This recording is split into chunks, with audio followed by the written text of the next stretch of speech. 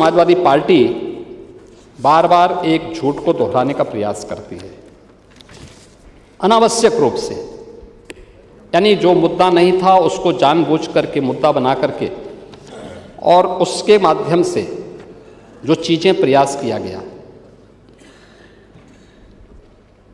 मैं कहता हूं, क्या हर व्यक्ति अपने लिए मुख्यमंत्री बनकर के प्रदेश के अंदर घूम जाएगा? कोई भी मंत्री का बोर्ड लगा करके घूम जाएगा? कोई भी समाजवादी पार्टी का राष्ट्रीय अध्यक्ष बनकर के कोई घूम जाएगा? एक सिस्टम है, एक व्यवस्था है। भारत के सनातन धर्म की भी यही व्यवस्थाएं हैं। शंकराचार्य का पद भारत की सनातन धर्म में सर्वोच्च और सम्मानित पद माना जाता है, बहुत पवित्र माना जाता है। इस सदन की व्यवस्था आप देखते होंगे, परंपरा से और नियमों से संचालित होता है। माघ मेला है, मौनी अमावस्या के दिन 4.5 करोड़ श्रद्धालु आया है। सबके लिए एक व्यवस्था बनाई गई है और कानून तो सबके लिए बराबर होता है। मेरे लिए कोई अलग कानून नहीं। अगर मैं अपराध करूंगा तो उसी कानून से मैं भी देखा जाऊंगा, जिस कानून से कॉमन मैन देखा जाएगा। मुख्यमंत्री का पद किसी कानून से ऊपर नहीं हो सकता। कोई व्यक्ति किसी कानून से ऊपर नहीं हो सकता। हम भारत के संवैधानिक व्यवस्था से जुड़े हुए लोग हैं और मेरा मानना है भारत के हर नागरिक को भारत के इस कानून को मानना चाहिए। भारत के अंदर शंकराचार्य की पवित्र परंपरा, जगत गुरु शंकराचार्य ने देश के अंदर 4 कोनों में 4 पीठों की स्थापना की। उत्तर में ज्योतिषपीठ की स्थापना, दक्षिण में श्रृंगेरी, पूरब में जगन्नाथपुरी, पश्चिम में द्वारिकापुरी। 4 पीठों के 4 वेद हैं, ऋग्वेद, यजुर्वेद, सामवेद और अथर्ववेद। इन सब के अपने मंत्र हैं।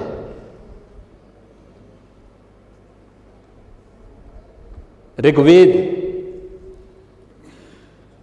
इसका मंत्र प्रज्ञानम ब्रह्म, ये प्रज्ञा ही ब्रह्म है, ये इसका मंत्र है। क्योंकि बुद्धि की पवित्रता पर ऋग्वेद ध्यान देता है। यजुर्वेद अहम ब्रह्मास्मि, ये इसका मंत्र है, मैं ही ब्रह्म हूं। कोई भी साधक जब अपनी साधना की पराकाष्ठा में पहुंचता है तो उसको इस बात की अनुभूति होती है। यही उपनिषदों का उद्घोष भी है। सामवेद तत्त्वमसि, यानी उस आत्मा के बारे में तू ही वह है, यानी जिसको तू बाहर ढूंढ रहा है वो तुझ में ही है। और अथर्ववेद अयात्मा ब्रह्म, ये आत्मा ही ब्रह्म है। ये 4 मंत्र हैं। आदि जगत गुरु शंकराचार्य ने अनिवार्य किया है, जिस पीठ के लिए जो योग्य पात्र होगा उसका मंत्र, उसका भाष्य, आज की भाषा में आप कह सकते हैं थीसिस, वह विद्वत परिषद के द्वारा अप्रूव की हुई, उसके द्वारा और फिर उस परंपरा के द्वारा उसको मान्य किया गया। हर व्यक्ति शंकराचार्य नहीं लिख सकता। हर व्यक्ति हर पीठ के आचार्य के रूप में जाकर के जहां तहां वातावरण खराब नहीं कर सकता। उन मर्यादाओं का पालन सबको करना होगा। और अगर वो शंकराचार्य थे तो क्यों आप लोगों ने लाठीचार्ज किया था वाराणसी में? क्यों एफआईआर लॉन्च किया था? आप नैतिकता की बात करते हैं। 4.5 करोड़ श्रद्धालु जहां पर आए हों, वहां पर जो एग्जिट गेट है, जहां से श्रद्धालु बाहर निकल रहा है स्नान करके,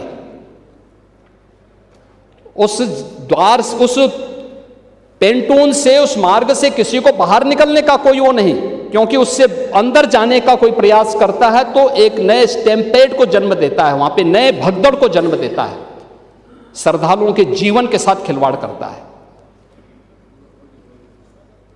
एक जिम्मेदार और मर्यादित व्यक्ति कभी इस प्रकार का आचरण नहीं कर सकता, कभी नहीं कर सकता। आपको पूछना है, सपा के लोग पूछें, लेकिन हम लोग मर्यादित लोग हैं, कानून का शासन पर विश्वास करते हैं, कानून का शासन पालन करना भी जानते हैं, पालन करवाना भी जानते हैं, दोनों चीजों को एक साथ लागू करवाना जानते हैं। लेकिन इसके नाम पे गुमराह करना बंद करिए आप।